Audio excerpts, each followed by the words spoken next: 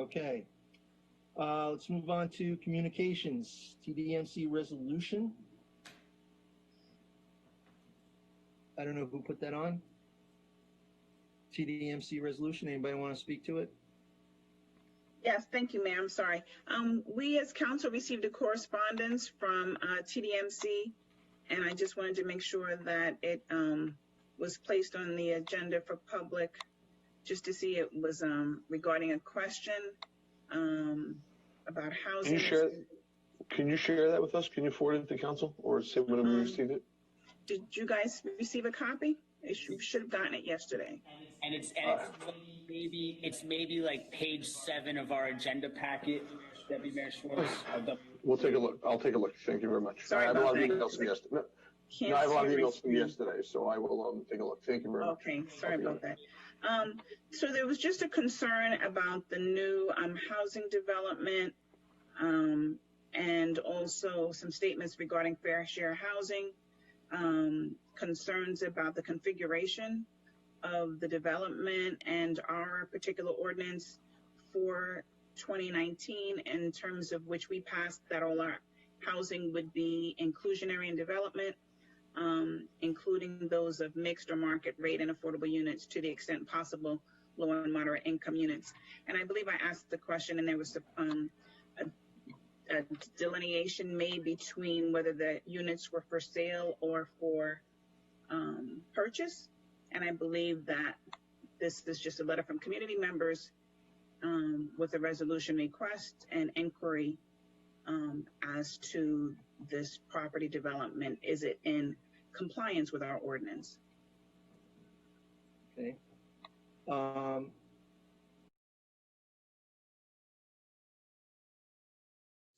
wanted to ask you about something. You put on the agenda a communication from I think it was TDMC that had in it a request that basically was not legal for us to do, namely to try and intervene with the planning board. I had a question for you. Did you check with legal counsel as to whether or not that was something that we could do? No, it was just simply a correspondence that was forwarded to just make sure that it was addressed as a correspondence, not to take action or even to take action that was requested, but to ensure that it was something addressed as it was forwarded to each of us as council members. Well, I think what it did though is it fed a narrative that this council was somewhat negligent or would refuse to get involved with the planning board action because the blogosphere blew up. And a lot of people were saying that, well, we didn't do our jobs or whatever. And I want to make it clear to the community that the council can't by law, intervene in the actions of the planning board.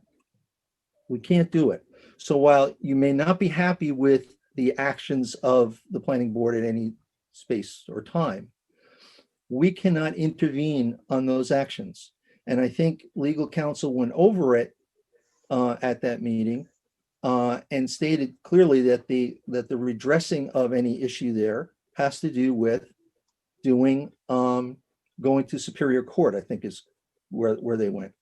So I wanted to make sure people understood that this council was not refusing to do something.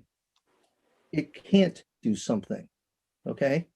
And I would hope that when we put things on the agenda, when we have things like that, especially of a legal nature, that we make sure that we double check it with our legal counsel before we put it on the agenda, so that we're sure that what we're saying and what we're projecting to the community is the truth and the best information possible. And I think that that's a wonderful opportunity to do such by making sure that we addressed in full transparency a question as such, and it gave the attorney the opportunity to bring up that point and address that point. Right, but I think what would have served not only the council but the community better is if you did that before you put it on the agenda, because then everyone would have the correct information and we could have moved forward and made sure that people understood that we could not. I was a little concerned at the light that it's shown on this council that we apparently pulled away from something that we could do that we couldn't do. So it's all about process. And I know other members of the council avail themselves to John all the time. I just want to make sure that this is done so that we don't, in some ways, misinform the public.